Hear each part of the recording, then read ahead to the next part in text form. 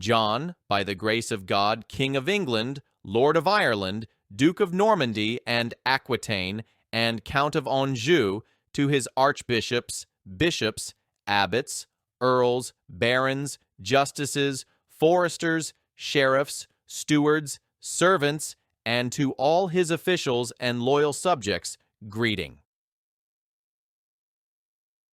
Know that before God, for the health of our soul and those of our ancestors and heirs, to the honor of God, the exaltation of the Holy Church, and the better ordering of our kingdom, at the advice of our Reverend Fathers Stephen, Archbishop of Canterbury, Primate of all England, and Cardinal of the Holy Roman Church, Henry Archbishop of Dublin, William Bishop of London, Peter Bishop of Winchester, Jocelyn Bishop of Bath and Glastonbury, Hugh Bishop of Lincoln, Walter Bishop of Worcester, William Bishop of Coventry, Benedict Bishop of Rochester, Master Pandulph Subdeacon and member of the papal household, Brother Amaric Master of the Knighthood of the Temple in England, William Marshall Earl of Pembroke, William Earl of Salisbury, William Earl of Warren, William Earl of Arundel, Alan of Galloway, Constable of Scotland, Warren Fitzgerald, Peter Fitzherbert, Hubert de Burgh Seneschal of Poitou, Hugh de Neville, Matthew Fitzherbert, Thomas Bassett, Alan Bassett, Philip d'Aubigny, Robert de Ropley, John Marshall, John Fitzhugh, and other loyal subjects. First, that we have granted to God, and by this present charter have confirmed for us and our heirs in perpetuity, that the English Church shall be free, and shall have its rights undiminished, and its liberties unimpaired. That we wish this so to be observed appears from the fact that of our own free will, before the outbreak of the present dispute between us and our barons, we granted and confirmed by charter the freedom of the Church's elections, a right reckoned to be of the greatest necessity and importance to it, and caused this to be confirmed by Pope Innocent III. This freedom we shall observe ourselves, and desire to be observed in good faith by our heirs in perpetuity. To all free men of our kingdom, we have also granted, for us and our heirs forever, all the liberties written out below, to have and to keep for them and their heirs, of us and our heirs, if any earl, baron, or other person that holds lands directly of the crown, for military service, shall die, and at his death his heir shall be of full age and owe a relief. The heir shall have his inheritance on payment of the ancient scale of relief. That is to say, the heir or heirs of an earl shall pay 100 pounds for the entire earl's barony, the heir or heirs of a knight 100 shillings at most for the entire knight's fee, and any man that owes less shall pay less, in accordance with the ancient usage of fees. But if the heir of such a person is under age and a ward, when he comes of age, he shall have his inheritance without relief or fine. The guardian of the land of an heir who is under age shall take from it only reasonable revenues, customary dues, and feudal services. He shall do this without destruction or damage to men or property. If we have given the guardianship of the land to a sheriff, or to any person answerable to us for the revenues, and he commits destruction or damage, we will exact compensation from him, and the land shall be entrusted to 2 worthy and prudent men of the same fee, who shall be answerable to us for the revenues, or to the person to whom we have assigned them. If we have given or sold to anyone the guardianship of such land, and he causes destruction or damage, he shall lose the guardianship of it, and it shall be handed over to 2 worthy and prudent men of the same fee, who shall be similarly answerable to us. For so long as a guardian has guardianship of such land, he shall maintain the houses, parks, fish preserves, ponds, mills, and everything else pertaining to it, from the revenues of the land itself. When the heir comes of age, he shall restore the whole land to him, stocked with plow teams and such implements of husbandry as the season demands and the revenues from the land can reasonably bear. Heirs may be given in marriage, but not to someone of lower social standing. Before a marriage takes place, it shall be made known to the heirs next of kin. At her husband's death, a widow may have her marriage portion and inheritance at once and without trouble. She shall pay nothing for her dower, marriage portion, or any inheritance that she and her husband held jointly on the day of his death. She may remain in her husband's house for 40 days after his death, and within this period her dower shall be assigned to her. No widow shall be compelled to marry, so long as she wishes to remain without a husband, but she must give security that she will not marry without royal consent if she holds her lands of the crown, or without the consent of whatever other lord she may hold them of. Neither we nor our officials will seize any land or rent in payment of a debt, so long as the debtor has movable goods sufficient to discharge the debt. A debtor's sureties shall not be distrained upon, so long as the debtor himself can discharge his debt. If, for lack of means, the debtor is unable to discharge his debt, his sureties shall be answerable for it.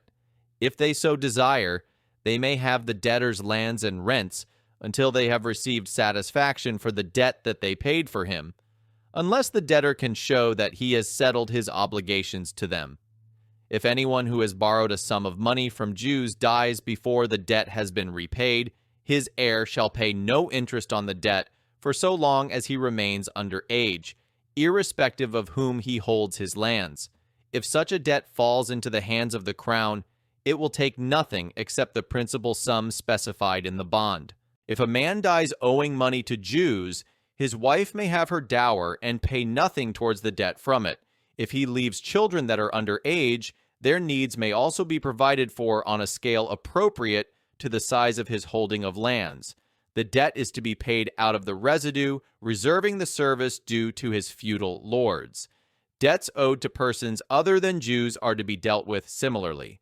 No scutage or aid may be levied in our kingdom without its general consent, unless it is for the ransom of our person, to make our eldest son a knight, and once to marry our eldest daughter.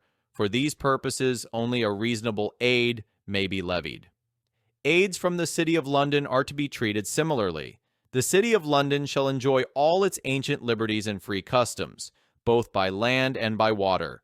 We also will and grant that all other cities, boroughs, towns, and ports shall enjoy all their liberties and free customs. To obtain the general consent of the realm for the assessment of an aid, except in the 3 cases specified above, or a scutage, we will cause the archbishops, bishops, abbots, earls, and greater barons to be summoned individually by letter. To those who hold lands directly of us, we will cause a general summons to be issued, through the sheriffs and other officials, to come together on a fixed day, of which at least 40 days' notice shall be given, and at a fixed place. In all letters of summons, the cause of the summons will be stated. When a summons has been issued, the business appointed for the day shall go forward in accordance with the resolution of those present, even if not all those who were summoned have appeared. In future, we will allow no one to levy an aid from his free men, except to ransom his person, to make his eldest son a knight, and once to marry his eldest daughter. For these purposes, only a reasonable aid may be levied. No man shall be forced to perform more service for a knight's fee, or other free holding of land, than is due from it. Ordinary lawsuits shall not follow the royal court around, but shall be held in a fixed place. Inquests of novel disseisin, mort d'ancestor, and darren presentment shall be taken only in their proper county court. We ourselves, or in our absence abroad our Chief Justice, will send 2 justices to each county 4 times a year, and these justices, with 4 knights of the county elected by the county itself, shall hold the assizes in the county court on the day and in the place where the court meets. If any assizes cannot be taken on the day of the county court, as many knights and freeholders shall afterwards remain behind, of those who have attended the court, as will suffice for the administration of justice, having regard to the volume of business to be done. For a trivial offense, a free man shall be fined only in proportion to the degree of his offense, and for a serious offense correspondingly, but not so heavily as to deprive him of his livelihood. In the same way, a merchant shall be spared his merchandise, and a villain the implements of his husbandry, if they fall upon the mercy of a royal court. None of these fines shall be imposed except by the assessment on oath of reputable men of the neighborhood, Earls and barons shall be fined only by their equals, and in proportion to the gravity of their offense, a fine imposed upon the lay property of a clerk in holy orders shall be assessed upon the same principles, without reference to the value of his ecclesiastical benefice. No town or person shall be forced to build bridges over rivers, except those with an ancient obligation to do so. No sheriff, constable, coroners, or other royal officials are to hold lawsuits that should be held by the royal justices. Every county, hundred, wapentake, and tithing shall remain at its ancient rent without increase, except the royal domain manors. If at the death of a man who holds a lay fee of the crown, a sheriff or royal official produces royal letters patent of summons for a debt due to the crown, it shall be lawful for them to seize and list movable goods found in the lay fee of the dead man to the value of the debt, as assessed by worthy men. Nothing shall be removed until the whole debt is paid, when the residue shall be given over to the executors to carry out the dead man's will. If no debt is due to the crown, all the movable goods shall be regarded as the property of the dead man, except the reasonable shares of his wife and children. If a free man dies intestate, his movable goods are to be distributed by his next of kin and friends under the supervision of the church. The rights of his debtors are to be preserved. No constable or other royal official shall take corn or other movable goods from any man without immediate payment, unless the seller voluntarily offers postponement of this. No constable may compel a knight to pay money for castle guard if the knight is willing to undertake the guard in person, or with reasonable excuse to supply some other fit man to do it. A knight taken or sent on military service shall be excused from castle guard for the period of this service. No sheriff, royal official, or other person shall take horses or carts for transport from any free man without his consent. Neither we nor any royal official will take wood for our castle, or for any other purpose without the consent of the owner. We will not keep the lands of people convicted of felony in our hand for longer than a year and a day, after which they shall be returned to the lords of the fees concerned. All fish weirs shall be removed from the Thames, the Medway, and throughout the whole of England, except on the sea coast. The writ called Precipice shall not in future be issued to anyone in respect of any holding of land, if a free man could thereby be deprived of the right of trial in his own lord's court. There shall be standard measures of wine, ale, and corn, the London quarter, throughout the kingdom. There shall also be a standard width of dyed cloth, russet, and haberject, namely 2 ells within the selvages. Weights are to be standardized similarly. In future, nothing shall be paid or accepted for the issue of a writ of inquisition of life or limbs. It shall be given gratis and not refused. If a man holds land of the crown by fee farm, socage, or burgage, and also holds land of someone else for knight service, we will not have guardianship of his heir, nor of the land that belongs to the other person's fee, by virtue of the fee farm, socage, or burgage, unless the fee farm owes knight service. We will not have the guardianship of a man's heir, or of land that he holds of someone else, by reason of any small property that he may hold of the crown for a service of knives, arrows, or the like.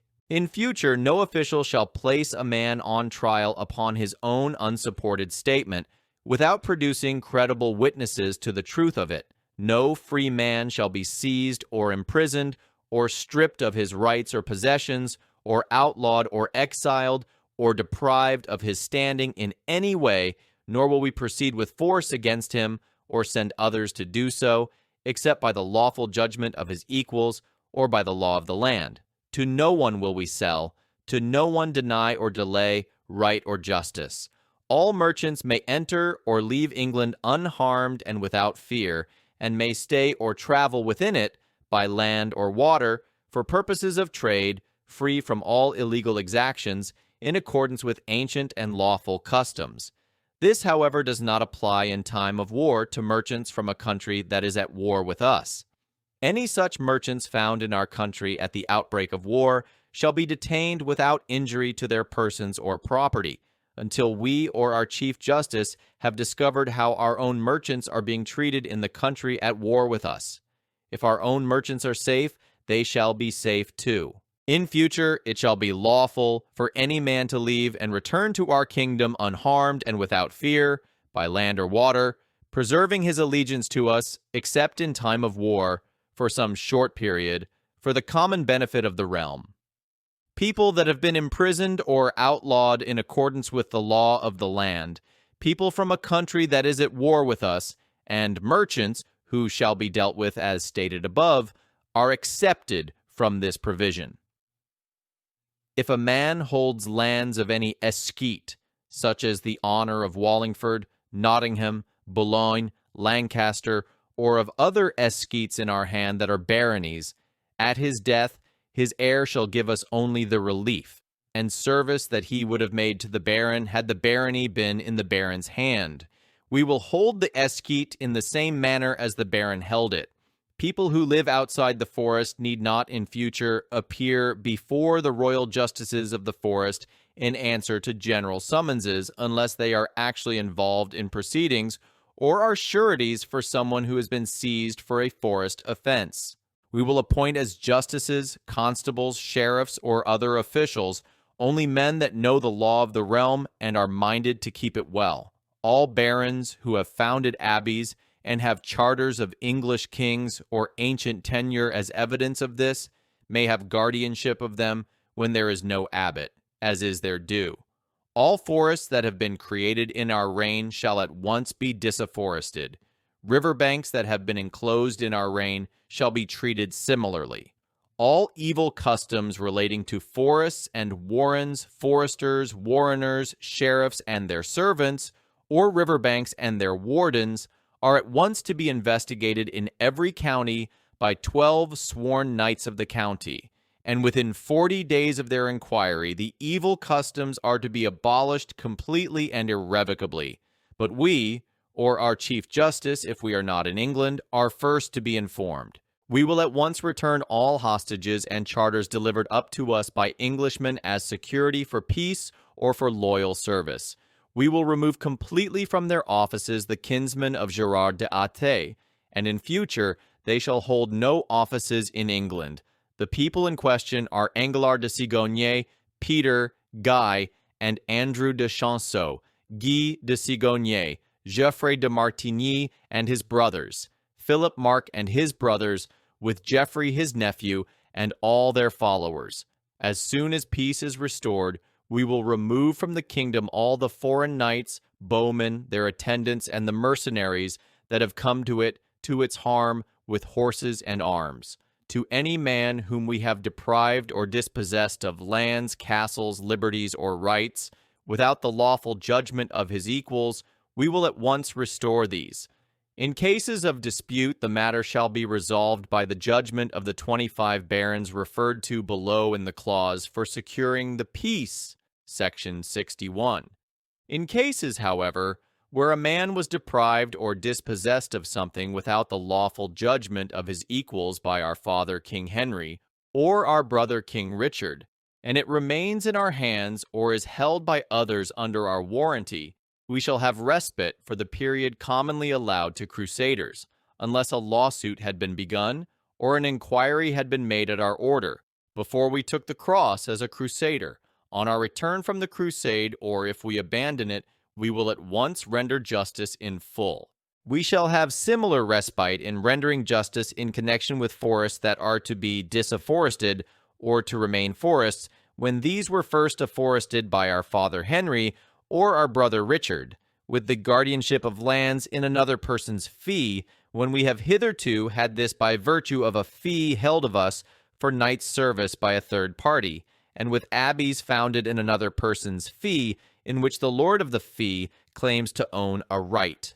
On our return from the crusade, or if we abandon it, we will at once do full justice to complaints about these matters.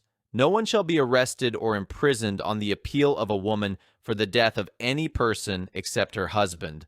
All fines that have been given to us unjustly and against the law of the land, and all fines that we have exacted unjustly, shall be entirely remitted or the matter decided by a majority judgment of the 25 barons referred to below in the clause for securing the peace, section 61, together with Stephen, Archbishop of Canterbury, if he can be present, and such others as he wishes to bring with him. If the Archbishop cannot be present, proceedings shall continue without him, provided that if any of the 25 barons has been involved in a similar suit himself, his judgment shall be set aside, and someone else chosen and sworn in his place as a substitute for the single occasion by the rest of the 25. If we have deprived or dispossessed any Welshman of land, liberties, or anything else in England or in Wales, without the lawful judgment of their equals, these are at once to be returned to them. A dispute on this point shall be determined in the marches by the judgment of equals. English law shall apply to holdings of land in England, Welsh law to those in Wales, and the law of the marches to those in the marches. The Welsh shall treat us and ours in the same way. In cases where a Welshman was deprived or dispossessed of anything, without the lawful judgment of his equals, by our father King Henry or our brother King Richard, and it remains in our hands or is held by others under our warranty, we shall have respite for the period commonly allowed to crusaders, unless a lawsuit had been begun, or an inquiry had been made at our order, before we took the cross as a crusader. But on our return from the crusade, or if we abandon it, we will at once do full justice according to the laws of Wales and the said regions. We will at once return the son of Llywelyn, all Welsh hostages, and the charters delivered to us as security for the peace. With regard to the return of the sisters and hostages of Alexander, King of Scotland, his liberties and his rights, we will treat him in the same way as our other barons of England, unless it appears from the charters that we hold from his father William, formerly King of Scotland, that he should be treated otherwise. This matter shall be resolved by the judgment of his equals in our court. All these customs and liberties that we have granted shall be observed in our kingdom in so far as concerns our own relations with our subjects. Let all men of our kingdom, whether clergy or laymen, observe them similarly in their relations with their own men.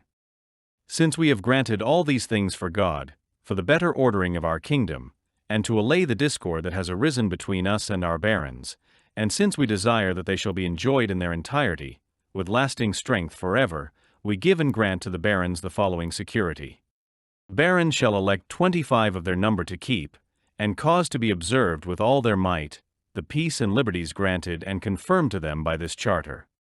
If we, our Chief Justice, our officials, or any of our servants offend in any respect against any man, or transgress any of the articles of the peace or of the security, and the offense is made known to 4 of the said 25 barons, they shall come to us, or in our absence from the kingdom to the Chief Justice, to declare it and claim immediate redress. If we, or in our absence abroad the Chief Justice, make no redress within 40 days, reckoning from the day on which the offense was declared to us or to him, the 4 barons shall refer the matter to the rest of the 25 barons, who may distrain upon and assail us in every way possible, with the support of the whole community of the land, by seizing our castles, lands, possessions, or anything else saving only our own person and those of the Queen and our children, until they have secured such redress as they have determined upon. Having secured the redress, they may then resume their normal obedience to us. Any man who so desires may take an oath to obey the commands of the 25 barons for the achievement of these ends, and to join with them in assailing us to the utmost of his power. We give public and free permission to take this oath to any man who so desires, and at no time will we prohibit any man from taking it. Indeed, we will compel any of our subjects who are unwilling to take it to swear it at our command.